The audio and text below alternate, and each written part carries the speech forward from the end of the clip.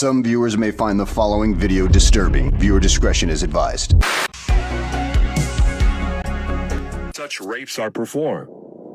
With the designated bondmaid, one is guilty only in the case of natural connection, but not in the case of perverse connection. The Pharisees reasoned that rape in a perverted manner is outside the jurisdiction of the law. Normal rape, however, was punishable.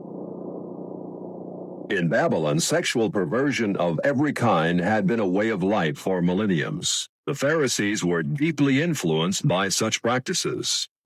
In 3 of the major treatises of the Talmud are found extensive passages which give legal endorsement to seduce and marry 3-year-old baby girls. In fact, many of the greatest rabbis of the Talmud, including Simeon ben Yochai, upheld this privilege. Today in Israel, thousands of Jews go to Meron every year to venerate the memory of Simeon ben Yochai, one of the most respected rabbis in the history of Judaism.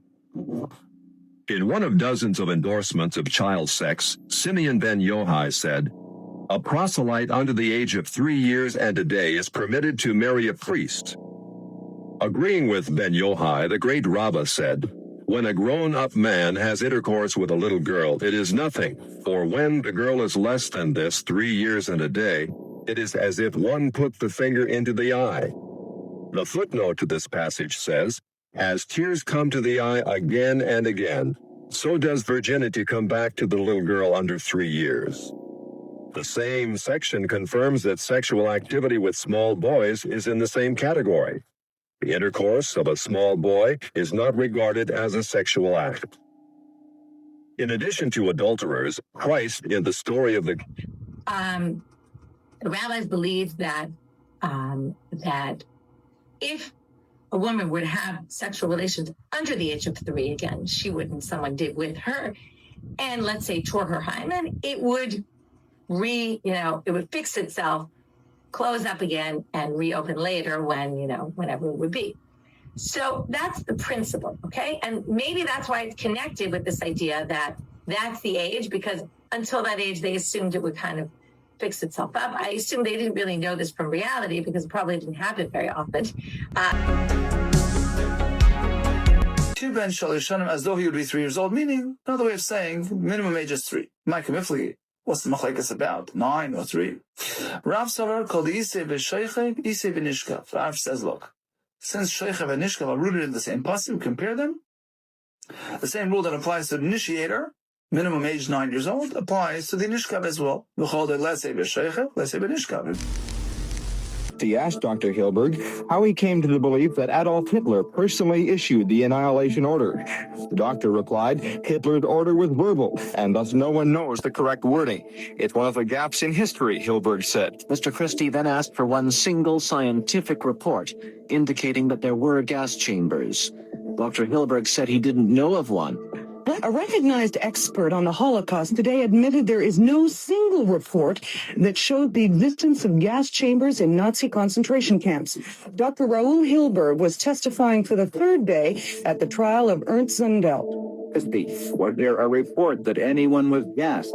Hilberg, there's no single report about gas chambers. I can't swear there's correspondence to prove it. There were more allegations that Allied soldiers tortured Germans whose statements were then used in war crimes trials. Mr. Gundel's lawyer claimed that expert witness Dr. Raoul Hilberg had published a book on the Holocaust using material from a former Auschwitz commandant who had been beaten and whipped. I challenge your history again. There is absolutely no record that 6 million people were put in concentration camps. They only had 16 million to begin with. When you're talking about, really elite levels, the name of the game is blackmail. So they want something on you that they can hold over your head so they can basically own you and tell you what to do. And they film it. And then they own you. So that's what runs the whole system, basically. They want compromised people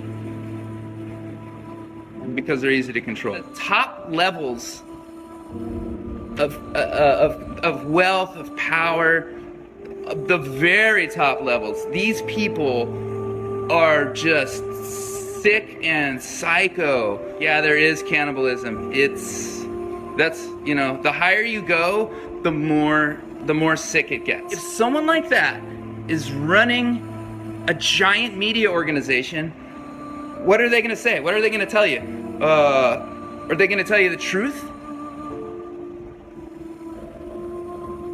No, no, they're not going to tell the truth. That's why when people say the news is fake, it's because it's run by these people who are into some very, very, very, very sick stuff. People sell their kids.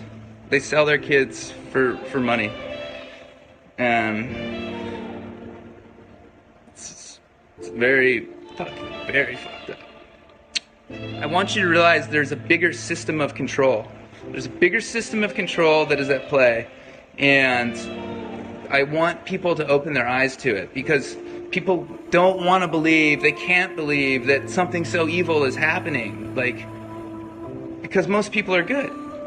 This has been going on for probably millennia. The people that have controlled all of the wealth have been part of it. I've already been blacklisted. They can't double blacklist me. They can try to kill me. Good luck with that.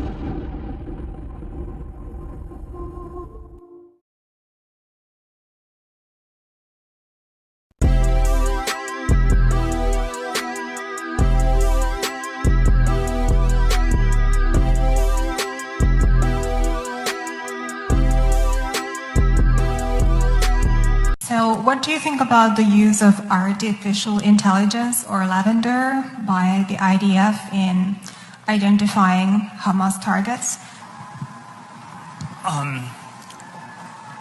Look, I'm not,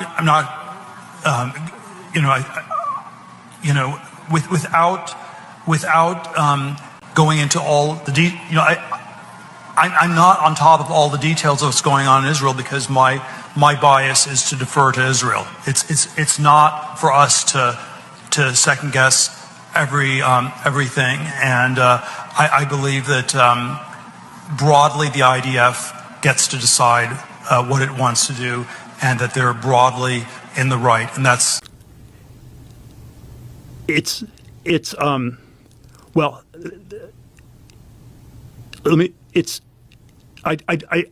there's several different things one could say.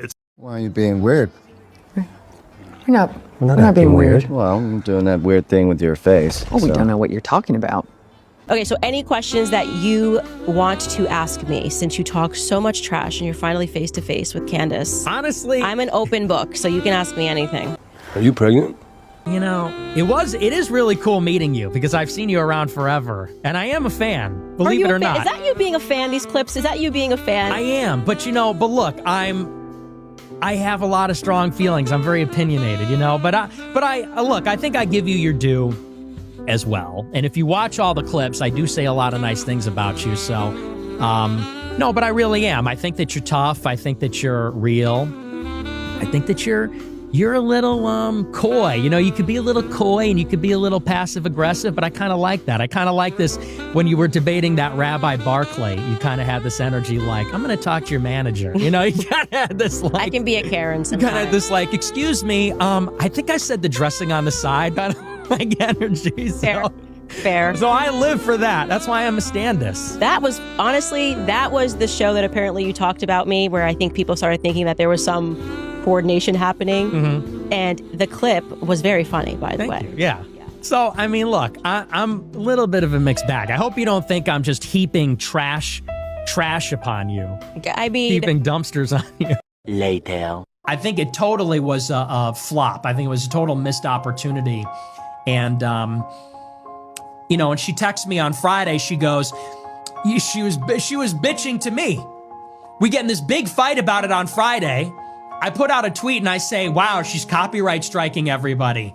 And she texts me after our big fight and she goes, now you're encouraging people to to pirate my stream. What a gentleman you are.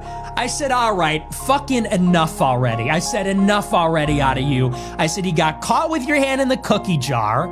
You fucked up, and now you want to whine to me? I said, save it.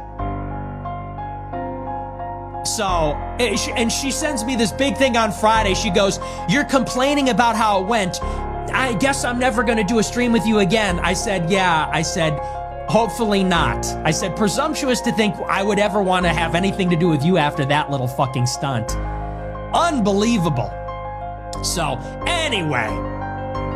And if you want to see those screenshots, maybe I'll post them. Because that's how she wants to play this game where she goes, oh, I'm all about transparency. Oh, I'm all about honesty. I'm going to call you out to your face. I'm not about the bullshit.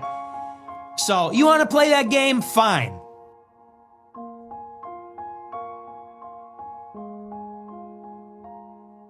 And I thought this one was big.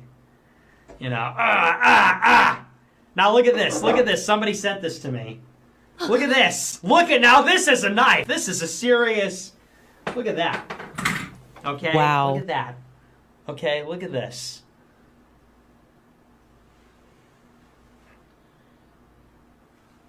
Look at that, okay? Ugh. Now, I'm not like a sword guy. I would never buy this myself, but somebody sent it to me. Pretty sick. Ugh. You really think a nigga... No! What? Nope. What? The swastika? Yeah, the swastika. This is a vintage comedy prop from the movie The Producers, okay? You saw The Producers, the musical inside the musical, Mel Brooks? Yeah. And they did a remake. We had Nathan Lane and Matthew Broderick in it. Look, Nathan Lane was in the cut. That's Nathan Lane a was in the symbol cut. of hate, man. You can't just hang that on your wall. It's a comedy prop, man. It's just like a rubber chicken. It's not like a rubber chicken. John Ruth, I hate to be the one to break it to you. So much shade in the tribe, it's a lonely place. When you find out the odds ain't the only snakes.